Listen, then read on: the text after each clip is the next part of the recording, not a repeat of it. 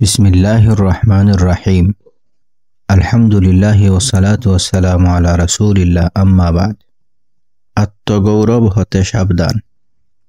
রাসূলুল্লাহ সাল্লাল্লাহু আলাইহি ওয়াসাল্লাম আমাদেরকে শিখিয়েছেন আমরা যেন মানুষের সাথে বিনয়ী হই। আমাদের কেউ যেন কারো উপর গৌরব বা অহংকার না করে।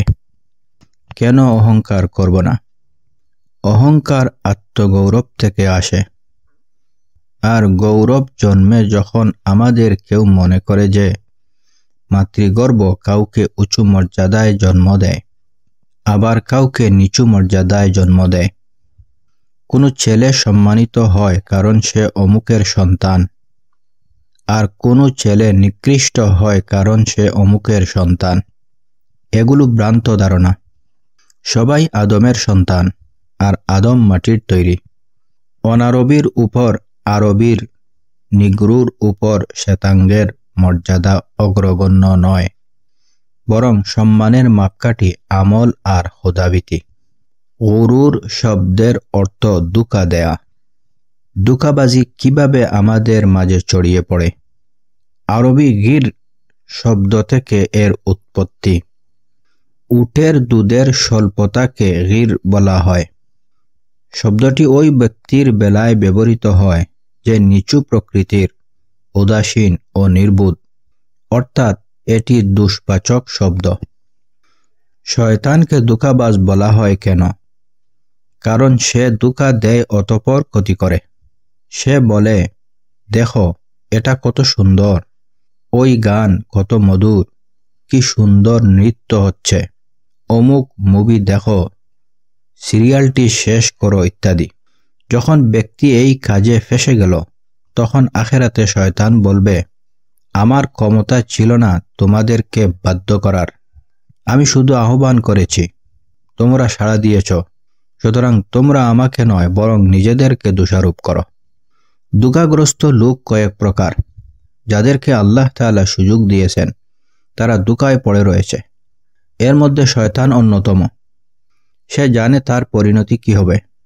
সে জানে দুজখে দাঁড়িয়ে কি বলবে, আমার ক্ষমতা ছিল না, তোমরা আমাকে নয় নিজেদেরকে দোষারোপ করো, আমি তোমাদের চিৎকারে সাড়া দিব না, তোমরা আমার চিৎকারে সাড়া দিবে না, আমি আহ্বান করেছি মাত্র, তোমাদের মধ্যে যোগ্যতা ছিল। তাই হাসান বসরি রহমতুল্লাহ আলাইহি বলেন, আরে শয়তানের সাথে তুমি কেন?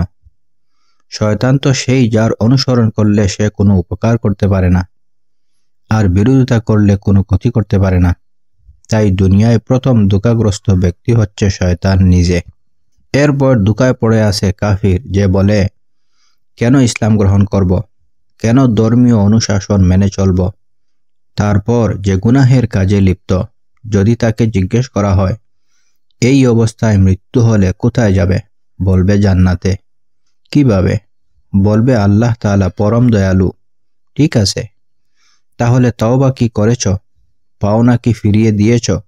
নিয়ামতের শুকরিয়া কি আদায় করেছ?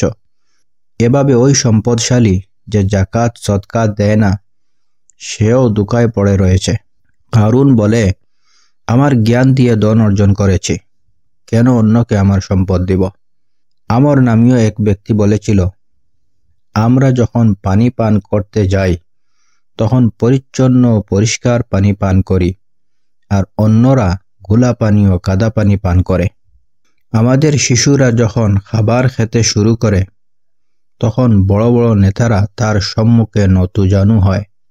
আমরা দুর্জয়, কেউ আমাদের পরাজিত করতে পারেনি, আমরা দাপিয়ে বেড়াই সর্বত্র, হায় কি অহংকার। অথচ কয়েকদিন গোসল না করলে তার স্ত্রীও তাকে সহ্য করতে পারে না। তো কিসের এত অহংকার? আপনাকে ভিন্ন খামির দিয়ে বানানো হয়নি।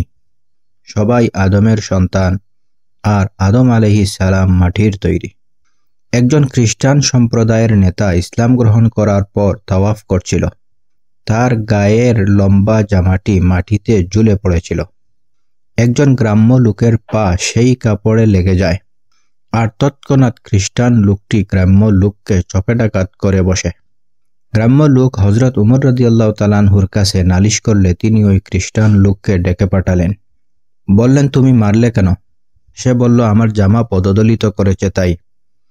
উমর রাদিয়াল্লাহু তাআলা আনহু বললেন, এতে কি হয়েছে? এজন্য মারতে যাবে কেন?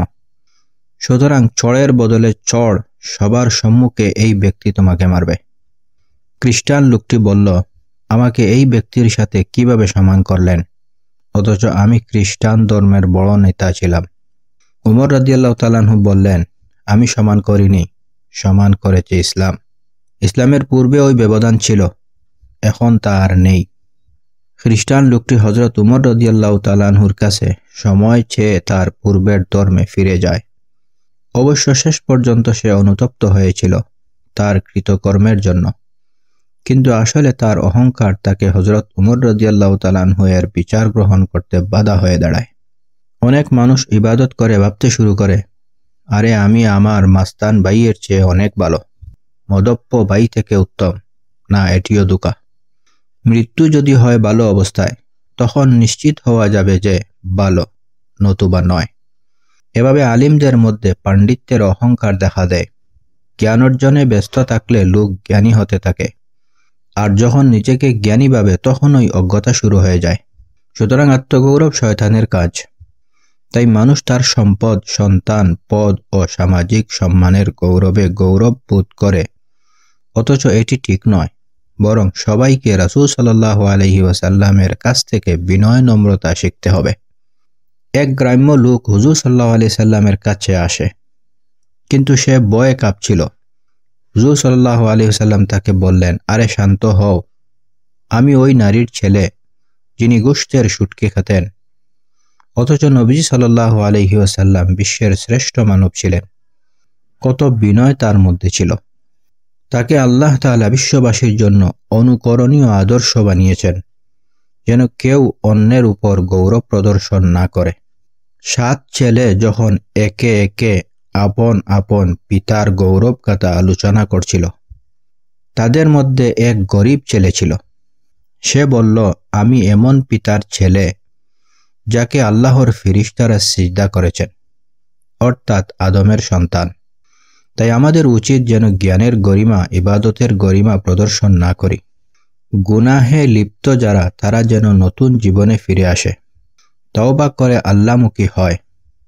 মুসলমানরা পরস্পরের সাথে যেন বিনয়ী হয়, কাফির গোষ্ঠীর সাথে নয়। মুমিনরা নিজেদের বেলায় বিনয়ী, কাফিরের বেলায় কঠোর। এটি প্রকৃত মুমিনের পরিচয়। আল্লাহ তাআলা আমাদের সবাইকে প্রকৃত মুমিন, চরিত্রবান ও বিনয়ী হিসেবে কবুল করুন। আমিন।